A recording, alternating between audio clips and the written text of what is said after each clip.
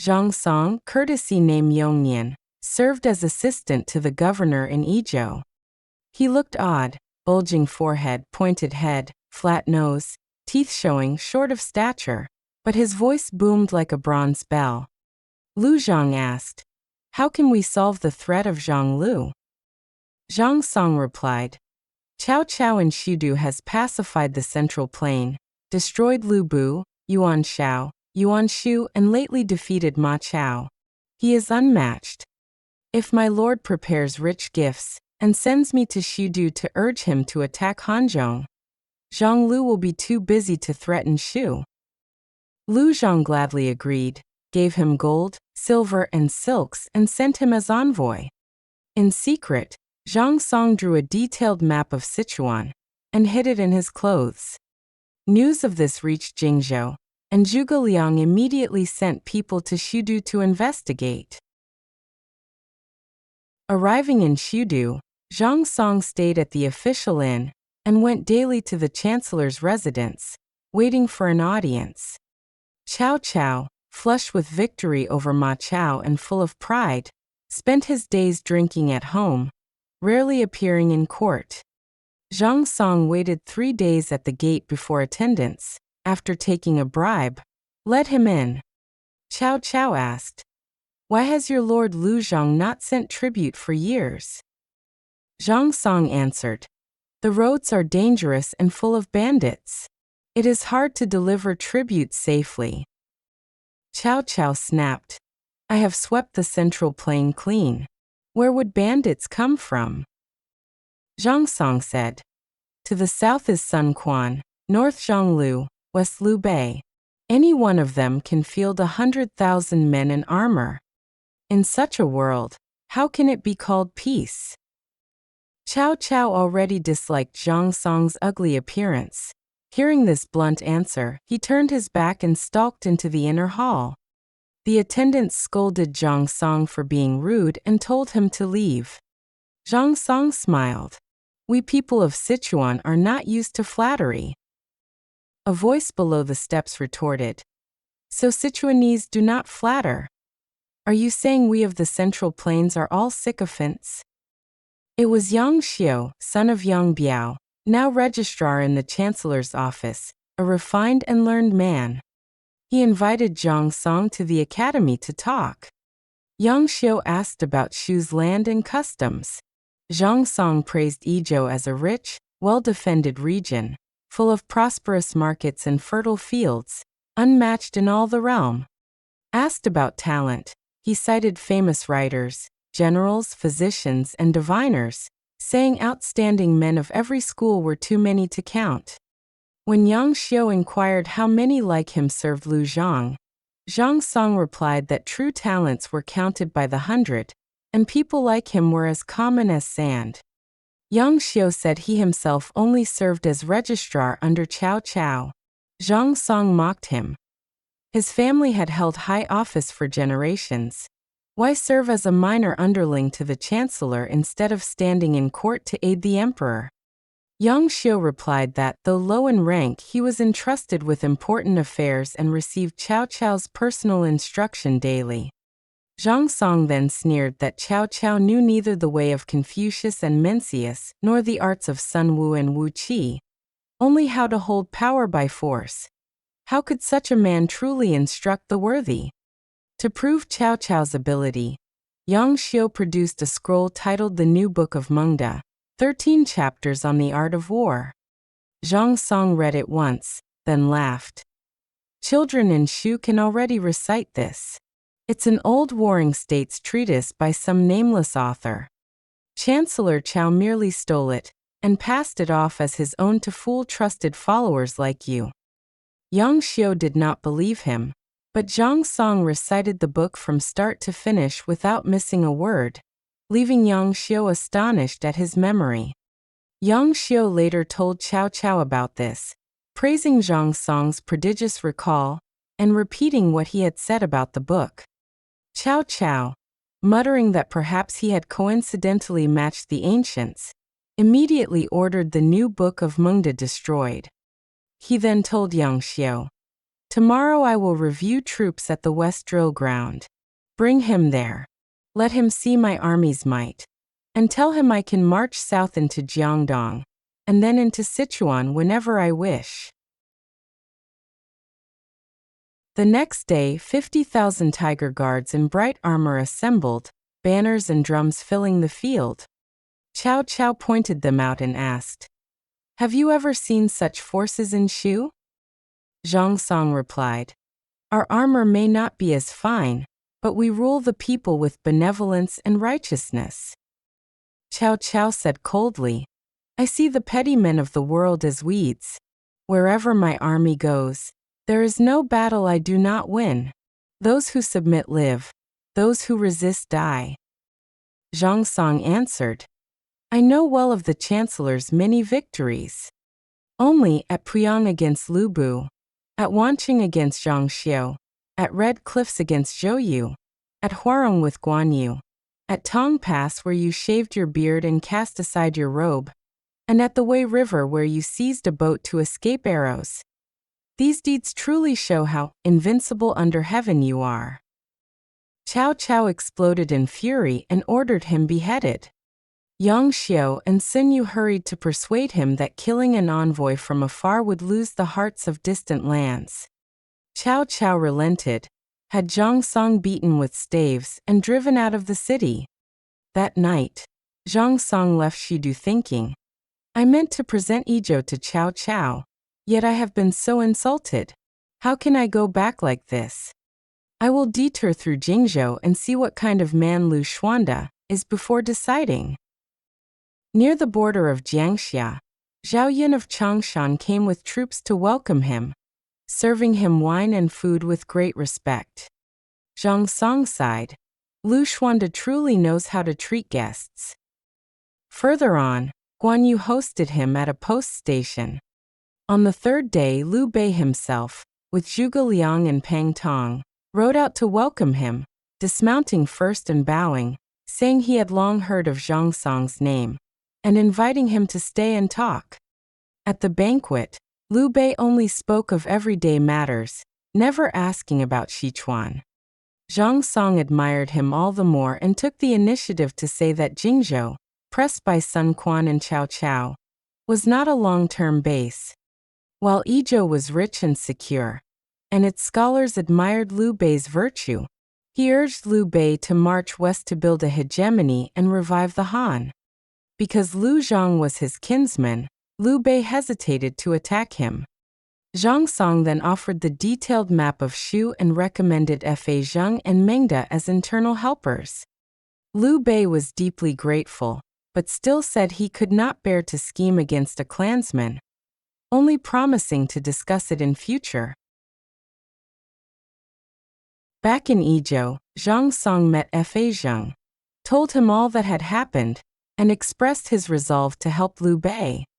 Fa Zheng had long despised Liu Zhang's incompetence and wanted to defect to Liu Bei, so the two quickly agreed. Soon Mengda joined them, saying, "If we are to offer Yizhou, it must be to Lu Xuanda." The three vowed to coordinate within and without.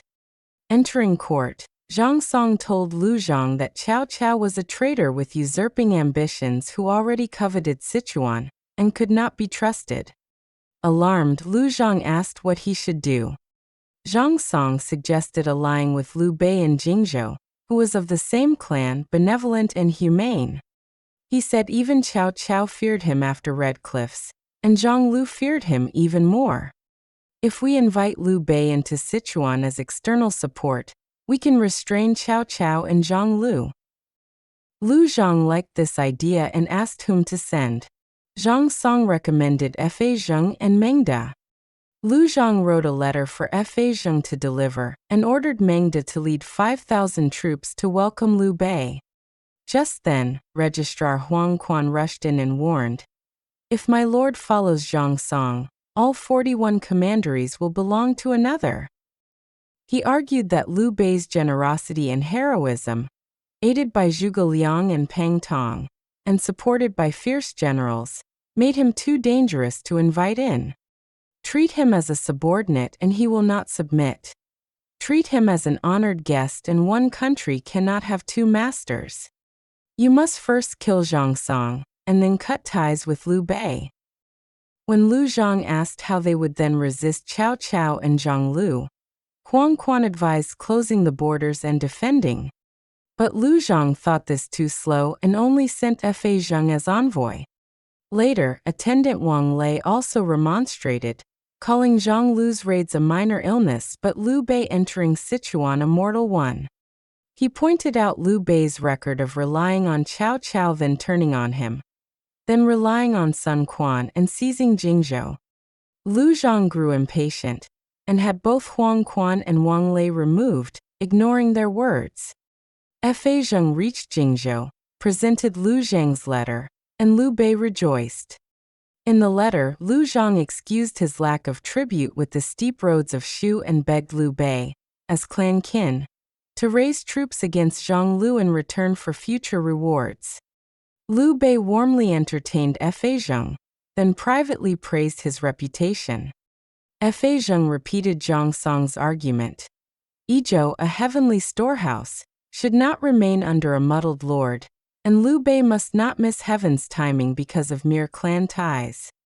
Meanwhile, in Chengdu, Huang Quan and Wang Lei continued to admonish Lu Zhang. Wang Lei even hung himself at the city gate with a memorial in his hands, cutting the rope and dying to show his sincerity, begging Lu Zhang to kill Zhang Song and cut off Liu Bei.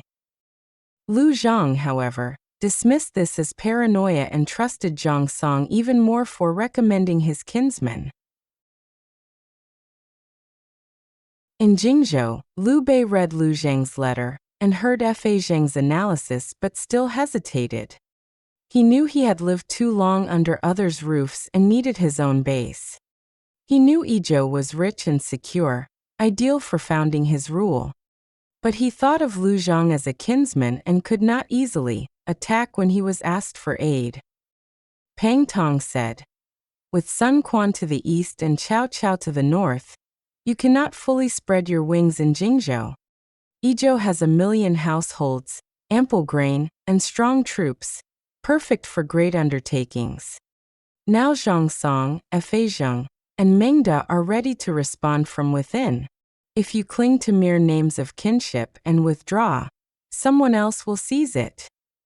Liu Bei replied, "I succeed by doing the opposite of Cao Cao. He uses haste, I use patience. He uses brutality, I use benevolence. He relies on deceit, I rely on loyalty. If I seize short-term profit and lose the righteousness of the realm, I will not do it." Pang Tong pressed on. "In chaotic times, one cannot always follow a single rule. Attack the weak, then rule with righteousness. This is how Tang and King Wu acted. Once your work succeeds, you can reward and compensate and still keep your credibility. If you are bound by common notions, you will never move." Liu Bei was finally persuaded, calling these words worthy of being engraved on metal and stone, and began to plan a Western campaign with Zhuge Liang. Zhuge Liang insisted Jingzhou must be guarded, so he arranged Guan Yu to hold the passes near Xiangyang, Zhang Fei to patrol the river commanderies, Zhao Yun to garrison Jiangling and Gong'an, and himself to oversee Jingzhou's civil and military affairs. Liu Bei marched with Pang Tong, appointing Huang Zhong as vanguard, Wei Yan as rear guard, and Lu Feng and Guan Ping as middle guard officers, leading 50,000 troops west in winter. On the way, Liao Hua joined them, and was left to help Guan Yu resist Cao Cao. Soon Mengda arrived with 5,000 men, saying Lu Zhang had ordered him far out to welcome Liu Bei, and that granaries and treasuries along the road were ready to supply the army. Lu Zhang himself wanted to meet Liu Bei at Fuching with great pomp, leading 30,000 men, and 1,000 carts of grain and funds. Huang Quan again knelt and begged him not to go, even biting the hem of Lu Zhang's robe, but was driven out and lost 2 teeth in the struggle. Li Hui also compared this to inviting a tiger into the house, yet Lu Zhang insisted, "My kinsman is benevolent. How could he harm me?" and threatened to execute anyone who kept arguing. Zhang Song added that officials and generals were disloyal, and that without Liu Bei they would be overwhelmed inside and out. And Liu Zhang felt these words matched his own thinking and trusted him even more. As Liu Zhang's carriage left the city, he saw Wang Lei hanging upside down at the gate with a memorial, urging him once more to kill Zhang Song and break with Liu Bei. Liu Zhang fumed, still refused to turn back, and Wang Lei cut the rope and died. Xuchang was 360 li from Chengdu. Liu Bei's army advanced with strict discipline, taking nothing from the people, and was warmly welcomed along the road. At Xuchang, the two Lius met, calling each other brothers and weeping as they spoke of their hardships, then returned to their respective camps. Liu Zhang praised Liu Bei before his officials as a truly benevolent kinsman, and credited Zhang Song for recommending him, even sending back a green robe and 500 taels of gold as a reward for Zhang Song. Generals Liu Gui and Zhang Ren remained uneasy and urged him to be cautious, but Liu Zhang only laughed at them. Back in camp, Pang Tong urged Liu Bei, "Liu Zhang is kind, but his men like Liu Gui and Zhang Ren are displeased. My plan: tomorrow hold a banquet and invite him into your tent. Hide 100 executioners behind the curtain. When you throw your cup as the signal, cut him down, then march straight into Chengdu without effort." Liu Bei refused. "He is my clansman and has treated me sincerely. I have only just entered Shu, and my credit is not yet established. If I do this, heaven will not forgive me and the people will hate me." Pang Tong replied that this plan was devised by Fa Zheng and Zhang Song, and could not be delayed. Fa Zheng also said, "This is not for private gain but in accord with heaven's will. If we hesitate, the plan may leak, and we will be the ones in danger." So it was that. True kindness is rare in a troubled world. Yet strategists think only of shifting power.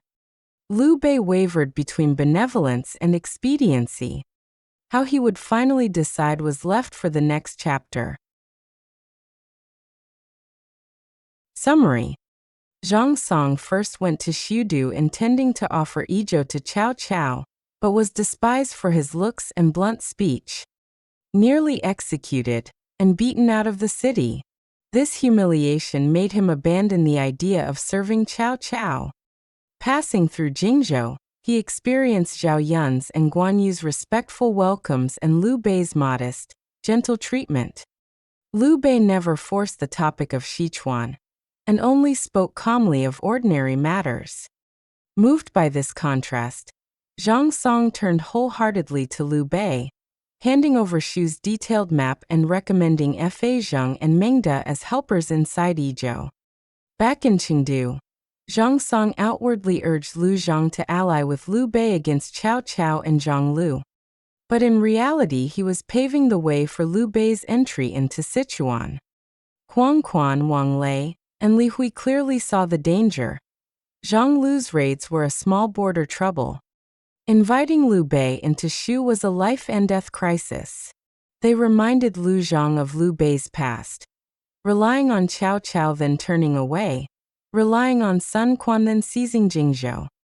But Liu Zhang, muddle-headed and weak, clung to the surface bond of clan kinship and dismissed their warnings as paranoia. He trusted Zhang Song more and more and personally marched to Xuchang to greet Liu Bei, effectively opening the gate from within. Meanwhile, Liu Bei himself was torn between kinship and righteousness, and the chance to gain a land. He knew Jingzhou, squeezed between Cao Cao and Sun Quan, was not a lasting base. And that rich, well-defended Yizhou was exactly the foundation he needed. Yet he hesitated to attack when asked for aid, feeling this would harm his reputation for benevolence. Fa Zheng and Pang Tong therefore argued from the logic of troubled times. They invoked the examples of ancient kings overturning tyrants and spoke of seizing first, then ruling with righteousness.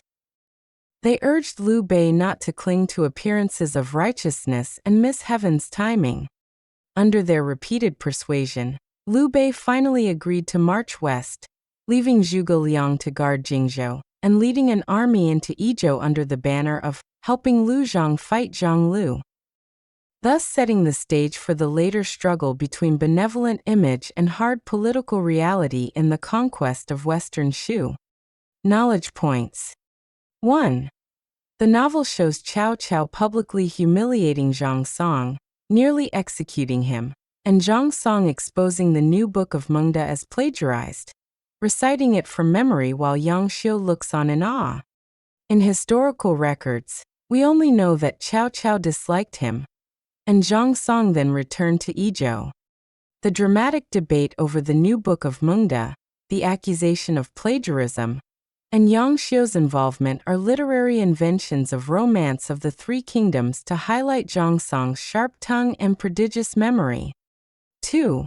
Liu Zhang's weakness and lack of judgment are rooted in history, but many details in the novel are exaggerated for drama. Incidents like Huang Quan losing his teeth, Wang Lei hanging himself at the city gate with a memorial, and repeated shouting matches in court are not found in historical sources. Historically, Huang Quan and other officials did oppose inviting Liu Bei, and later surrendered to Cao Cao after Shu's fall. But the novel amplifies their actions to emphasize loyal remonstrance rejected by a muddled ruler. 3. The secret plan by Pang Tong and Fa Zheng to assassinate Liu Zhang at a banquet in Xuchang, with hidden executioners awaiting a cup-throwing signal, is also fictional. In reality, Fa Zheng and Zhang Song did assist Liu Bei, and made his entry into Yizhou easier. But there is no historical record of a specific ambush plot against Liu Zhang. Liu Bei's takeover of Yizhou was a gradual combination of political maneuvering and military pressure, not a single decisive coup at a welcoming feast as described in the novel.